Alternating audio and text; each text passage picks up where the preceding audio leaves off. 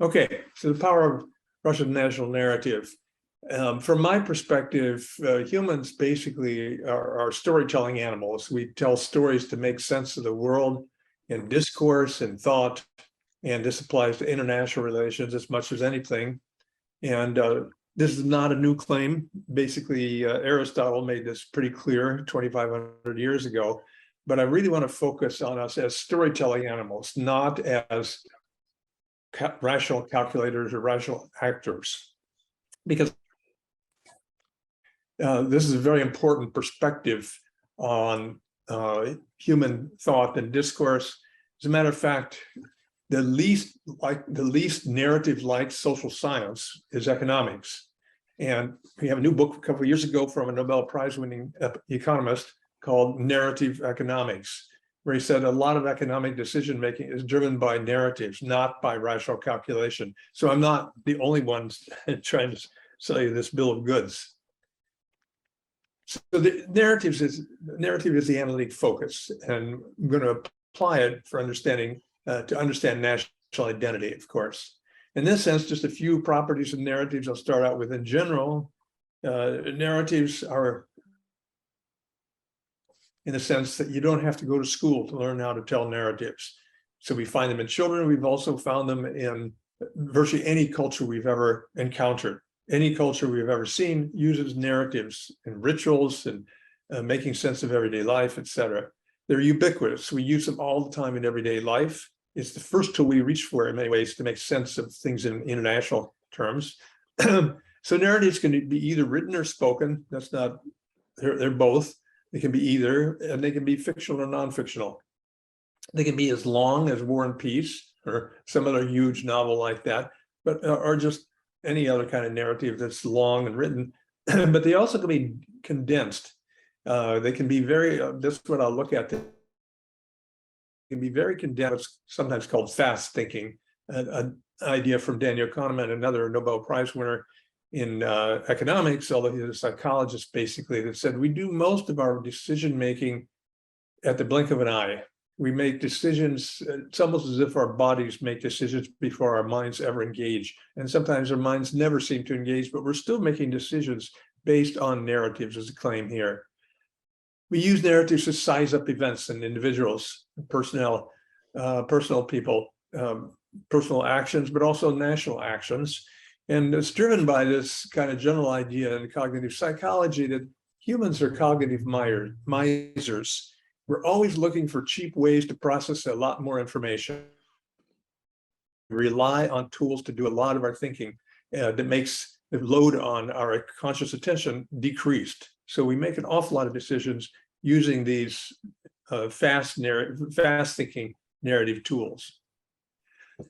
Now, I want to especially focus then on narratives as symbolic tools. The tool idea is important, as you'll see here, but it comes from people like Ernst Cassirer, Lev Semyonovich Vygotsky, and Yuri Mikhailovich Lotman, but there are many other people you can find talking about this. And the tool metaphor is crucial so we don't get confused about who's doing that, but who's doing the thinking or speaking. But of particular importance here in national groups, or any group, but narratives, these are tools that are shared by members of a group. So it's not just my particular narrative. A lot of narrative analysis has to do with personal narratives and my individual life, but even there you're using narratives that belong to a group. But I'm just interested in narratives that really are used by a group and shared by a group. So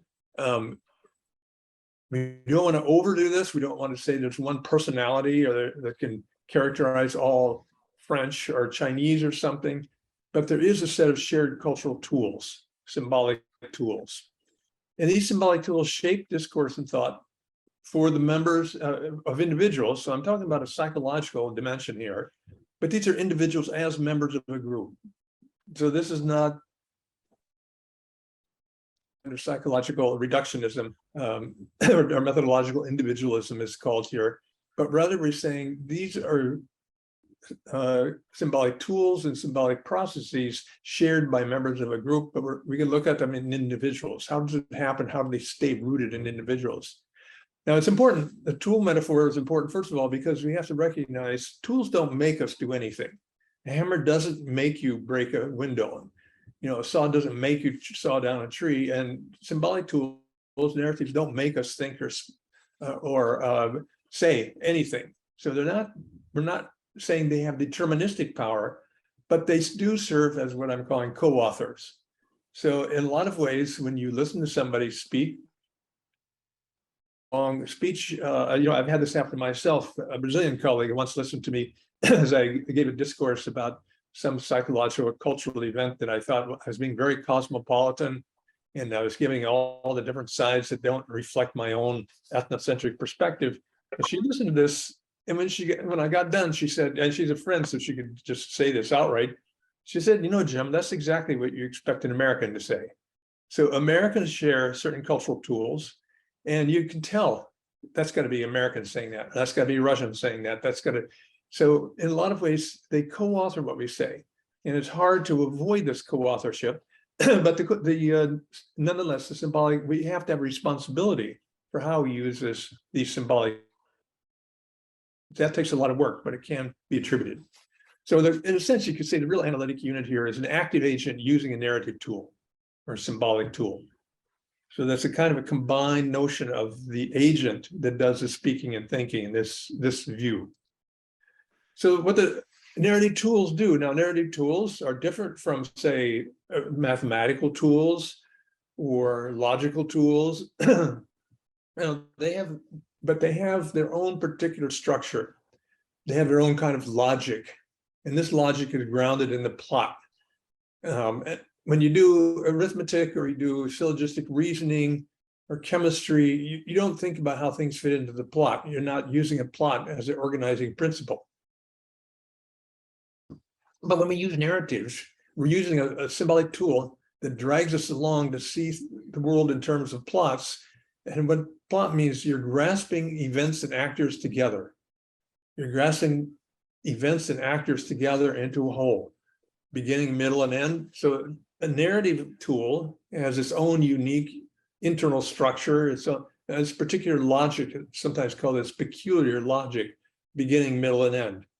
If you ask, again, about other cultural tools we use, or symbolic tools we use, like number systems, they don't have really a beginning, middle, and end in the sense we use them in solving problems.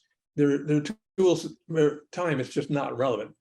Narrative tools, on the other, basic dimensions, the plot, but also the temporally divided events. They take temporally distributed events and grasp them together into a whole. Now, this has a very big impact on how we understand and speak about the world. So you ask, for example, when did World War II begin? Well, you can say it depends on who you ask, but from my perspective, that means it depends on which narrative tool you're using.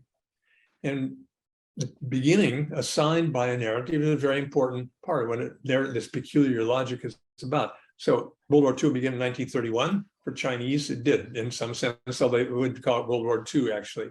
Began in 1939 for Poles and French, it did. For 1941 for Russians and Americans at different dates.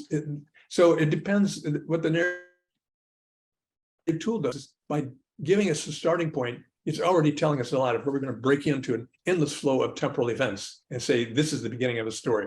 Once upon a time, there was this, and then that happened, and that started this story.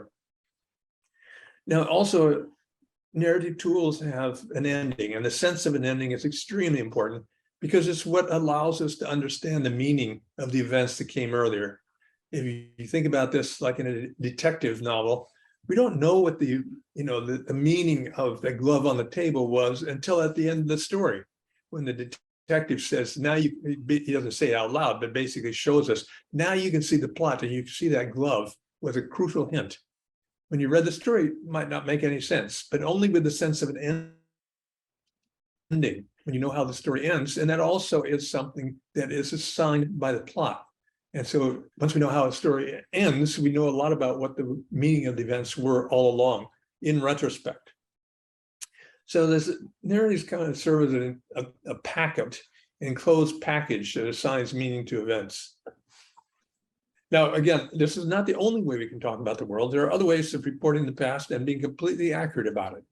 You could just list a number of years and list an event for each year, or millennia if you want.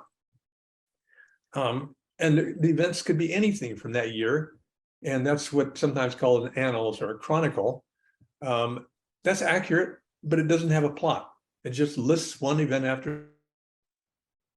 And so, but it's accurate. So it's not a matter of accuracy or inaccuracy what narratives do. Rather, it has everything to do with the plot.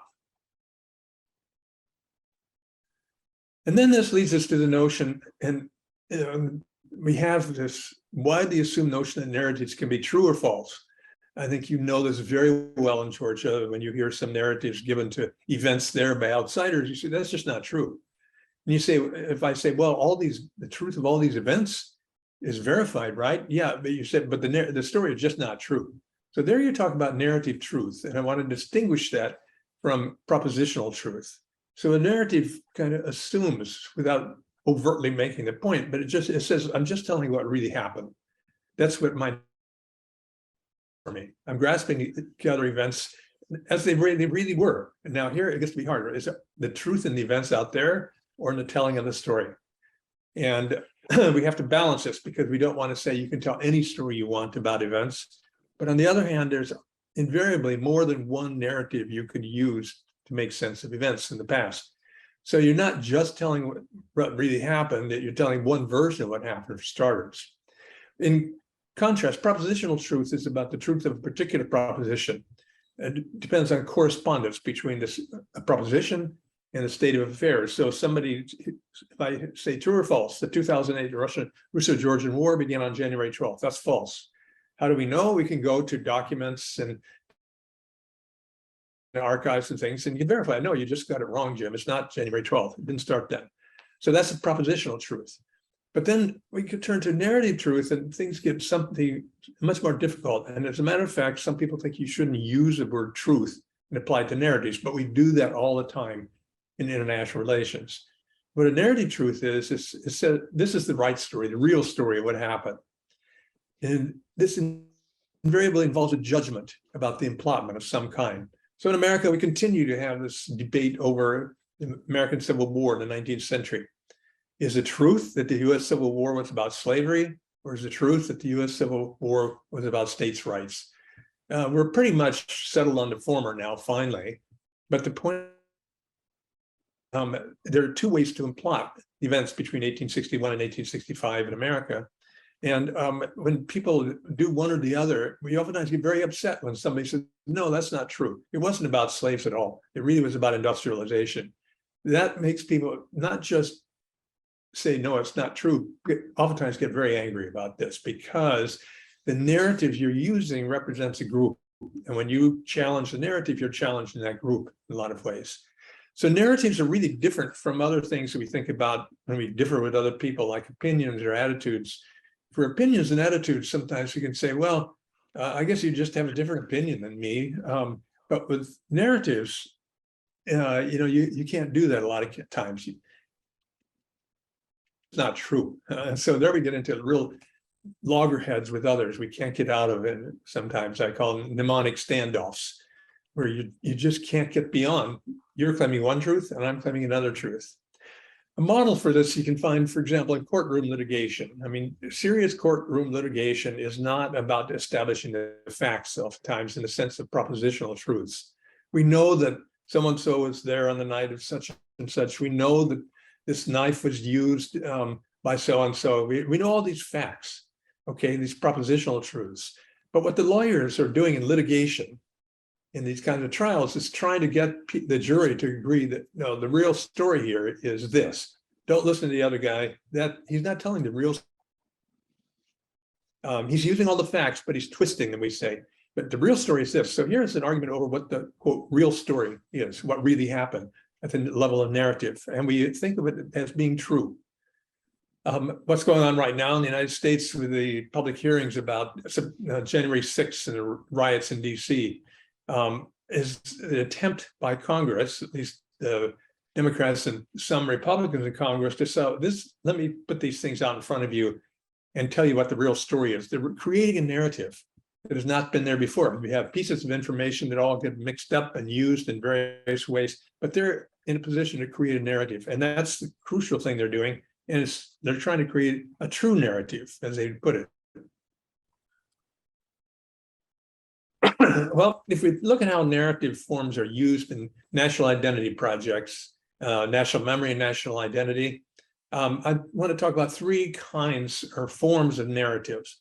They can all occur simultaneously in a lot of ways, but these are analytic distinctions, analytic categories that can be useful for understanding national narratives.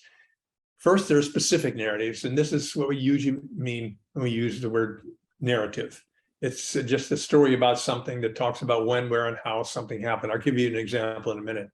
Secondly, in national narratives and identity in particular, we have what we can call narrative templates.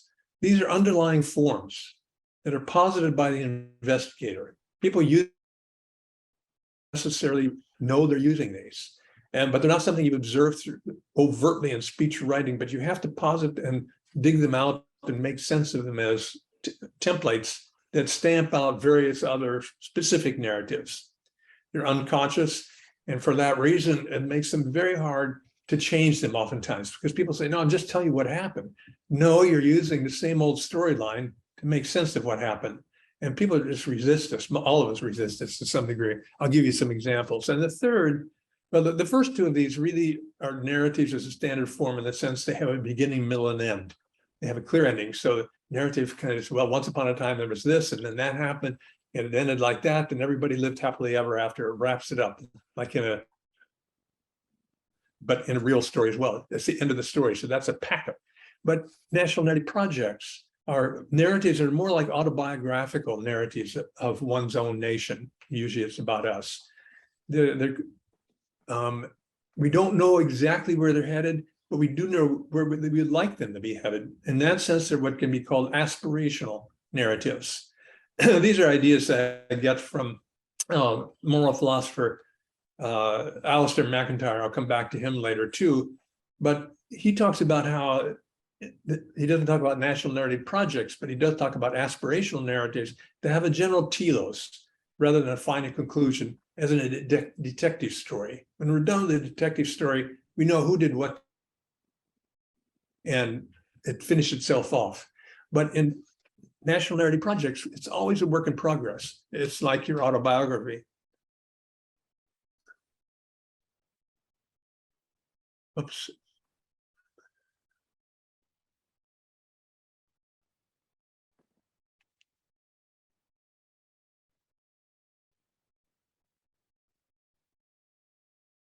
So going back to specific narratives, I give an example. The Russian specific narrative of the Great Patriotic War. Just by the name, you know that it's not the Chinese version or American version. But here, you don't have to read all this, but it's just a simple example. You know, on June 22nd, Germany attached a vicious, unprovoked attack halted by Moscow, had these battles of Kursk, Stalingrad, and the march to Berlin in the spring of 1945. So this is specific because it includes concrete information about actors, the identity of actors, times, places, and things. So this is a specific narrative. It's surface, you can see, you can challenge anything you like, but it's a specific narrative because it lists concrete information about characters, dates, places.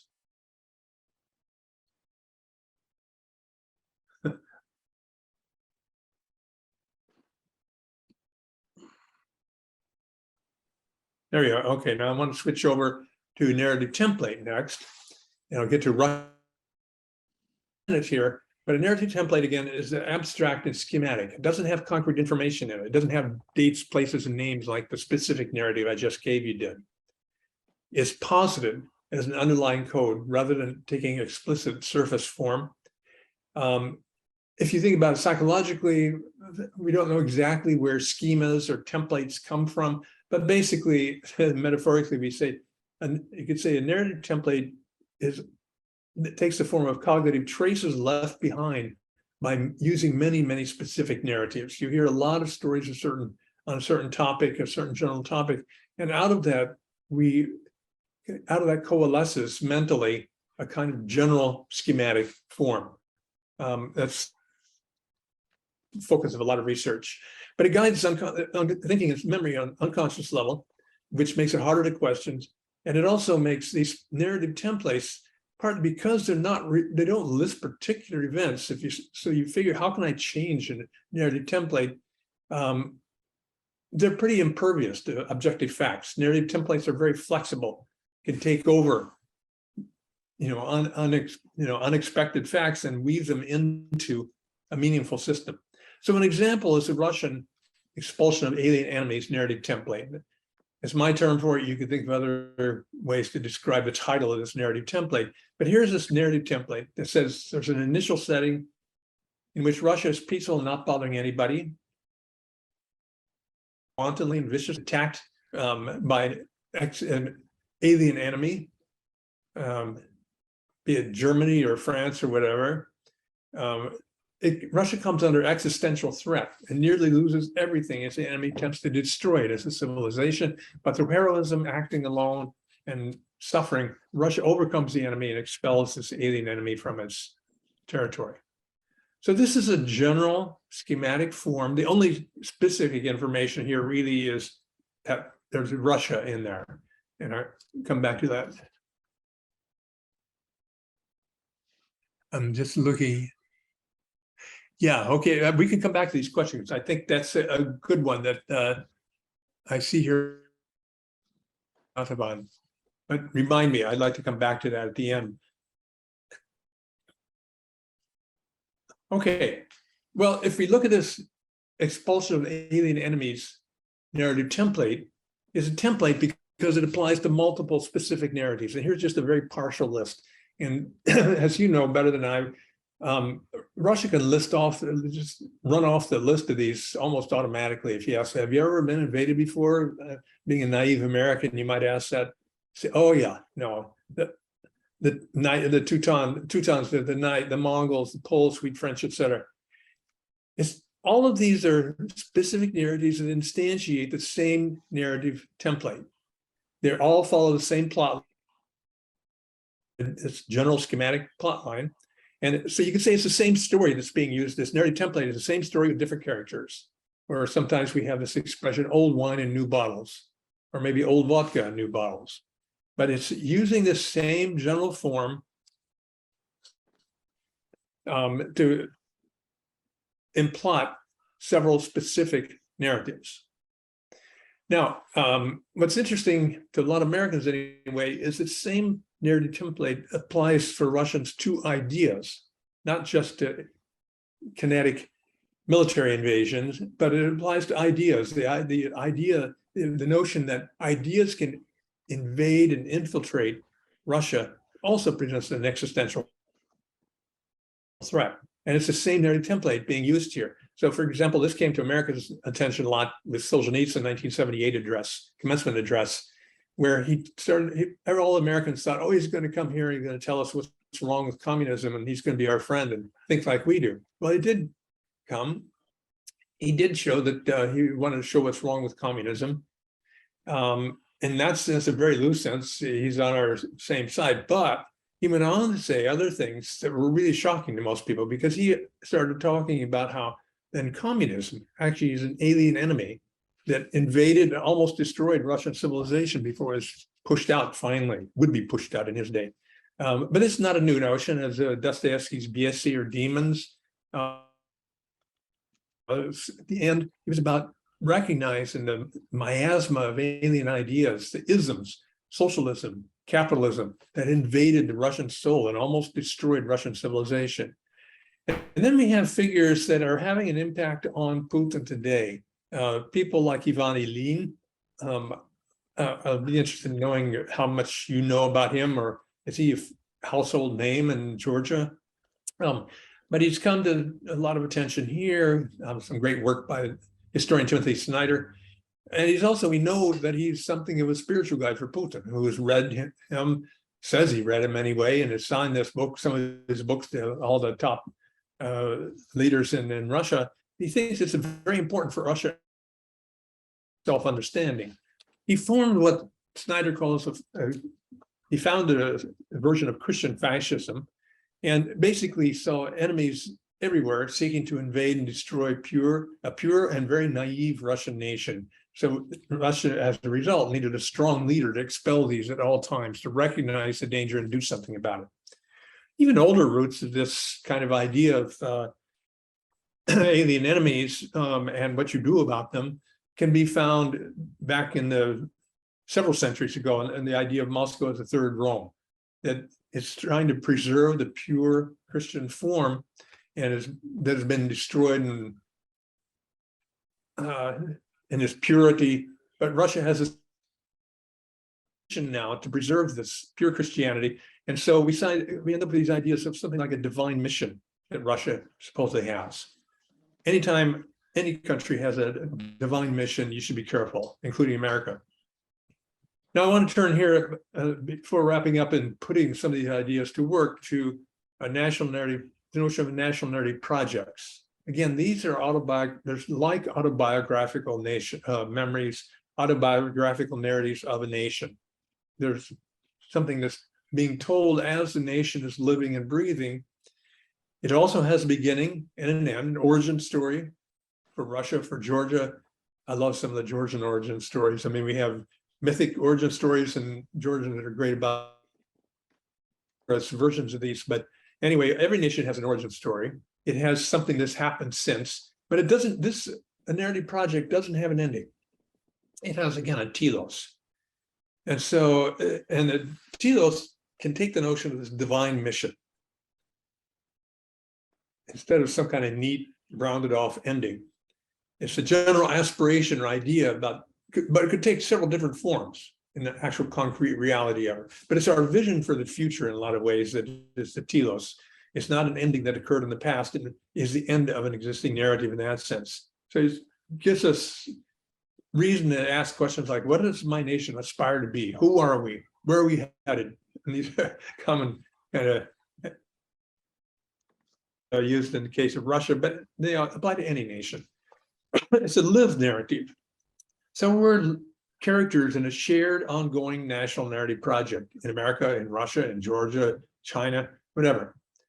Again, using Alistair McIntyre here, one of his best quotes, I think, is in his book After Virtue. He says, I can only answer the question, what am I to do? If I can answer the prior question of what story or stories do I find myself a part? My nation can only answer the question, what should we do? If we can answer the prior question of what story or stories do we find ourselves a part of? So here we're saying then, this is a way of guiding and coordinating national identity and memory, but it's still something that doesn't have a concrete ending. And so it's kind of, in essence, a lived narrative.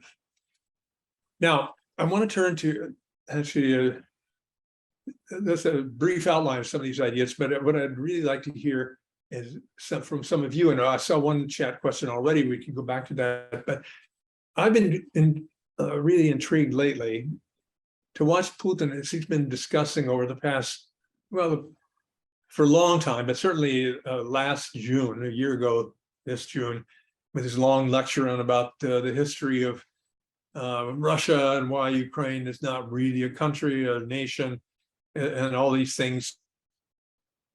Recently, he's had a couple of public pronouncements where he started talking about sovereignty. And what got my attention to, why would he want to talk about sovereignty as we normally understand it when Russia is in the process of having invaded a sovereign nation? I don't think there's, well, it's challenging the notion of sovereignty is the only answer we could give. But at first glance, this is baffling. Why would Putin want to talk about sovereignty when he's in the process of trying to destroy the sovereignty of a neighbor in the biggest land war in Europe since World War II? So at first it's puzzling, but I think we can understand it by turning to narrative analysis to figure this out. Because I think he wants to change the notion of Russian sovereignty in two ways. I mean, this is my first guess at this, but that's where I want to put you to work. First, I think one way he wants to change the narrative of Russia has to do with Ukraine. The specific narrative here is, and Putin has been very explicit about this, Ukraine has always been part of Russia. It never really was separate. It's inseparable from Russia. And so you start seeing things like this is the natural order since time immemorial of Slavic brothers, and one is a big one, of course, the big brother. And then Ukrainian sovereignty, carving out the Ukrainian state, is just a stupid and egregious error made by Soviet and Russian leaders.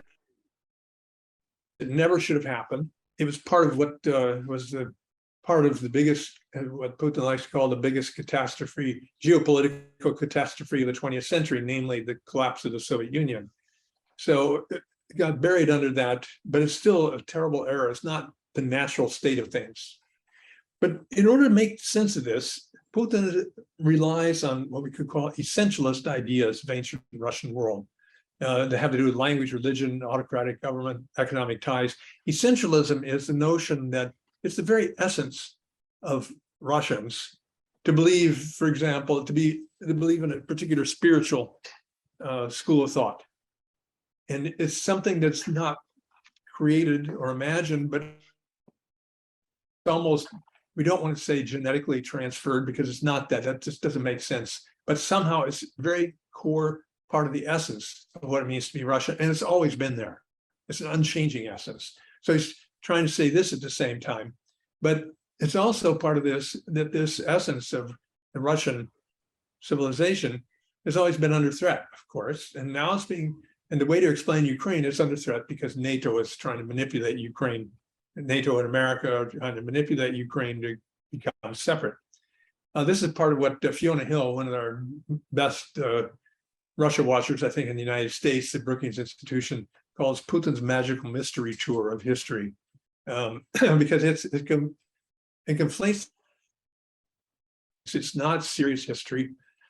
But what's interesting now is, so if he's going to talk about how Ukraine, why invading Ukraine is not really invading a sovereign nation, the first line of defense is to say, Ukraine never really had true sovereignty in the first place because it was always part of Russia.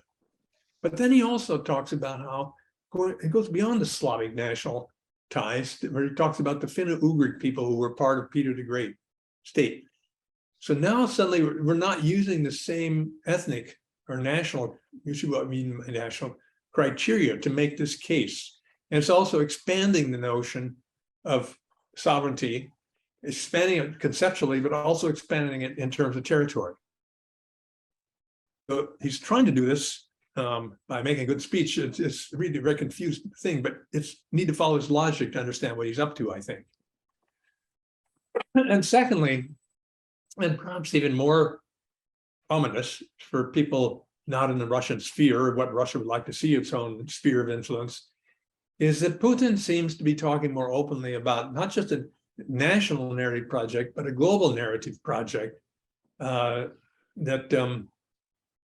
has to do with the struggle over a global, a narrative about a global struggle that's been ongoing for centuries, and now is coming back into play as Russia leads the way in traditional societies to fight against the liberal individualism, capitalism, things that have been imposed on it from the West. This is fueled by figures like Ilyin, but also Lev Gumilyov. If you think this is not just now we're not just talking about a Russian national narrative, we're talking about a Eurasian narrative.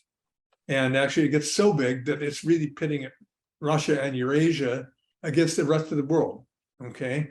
Now, there's all kinds of reasons why the first notion of sovereignty doesn't work when you start including Finno-Ugric people. There's no accident that Samuel Huntington drew the line straight between Estonia and Russia. It's a lot of people's vision that this is not a natural part of the Russian essence. So this is an imperialist or empire kind of idea, which explicitly what Peter the Great had in mind.